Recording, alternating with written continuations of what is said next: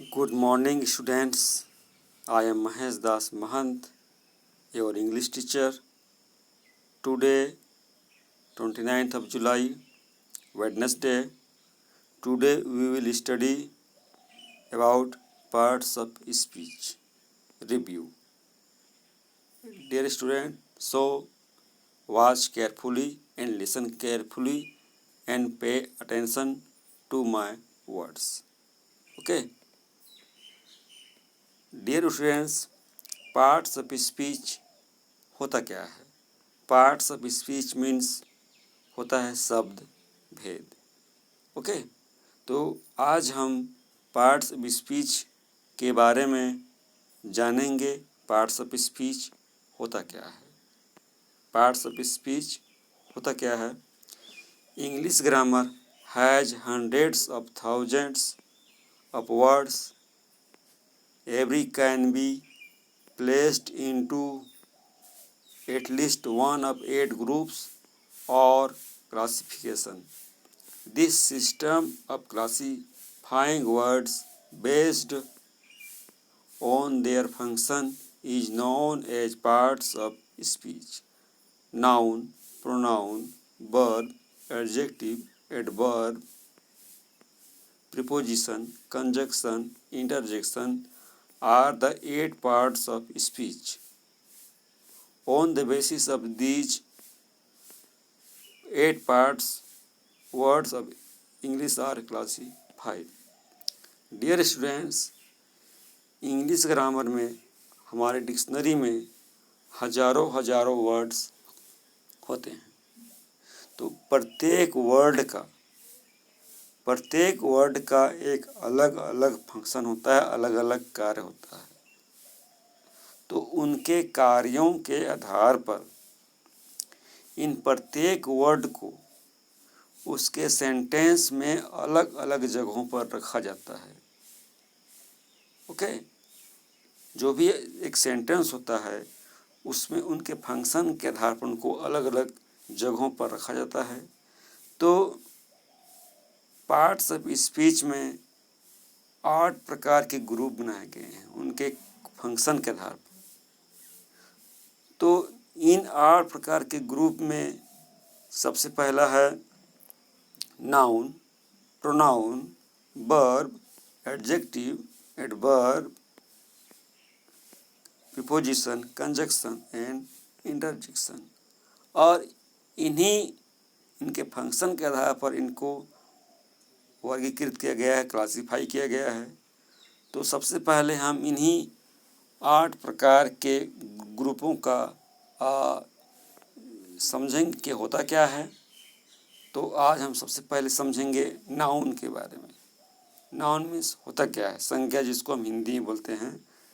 A word that names a person, place और a thing.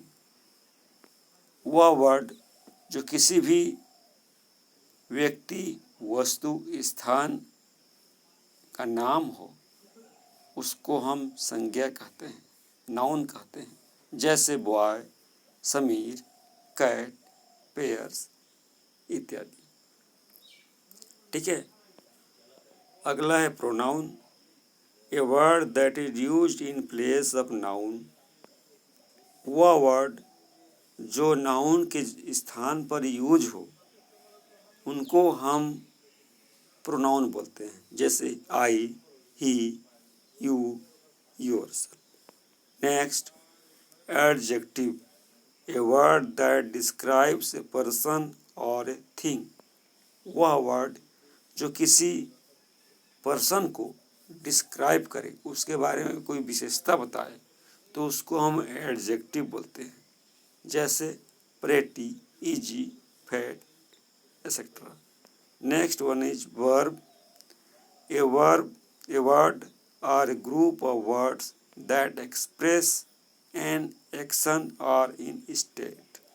वह word या group of words जो किसी कार्य का होने या कार्य कराने का बोध कराता है, एक किसी भी, उनको हम वर्ब्स बोलते हैं। जैसे go, jump, be, think.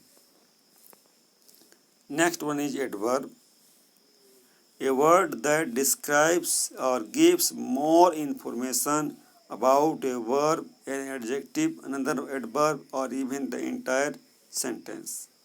Adverb वो होता है जिसको हम क्रिया विशेषण बोलते हैं, जो किसी वर्ब का, किसी एडजेक्टिव का एक्स्ट्रा इन्फॉर्मेशन हमको बताता है। ठीक, तो उनको ये क्लासीफाई करता है, उनको वर्गीकृत करता है, क्वालिफाइंग करता है, तो उसको हम एडवर्ब कहते हैं, जैसे क्विकली, टुमारो, आउटसाइड इत्यादि। Next one is preposition. A word that is used before a noun or a pronoun to connect it to another word in the sentence.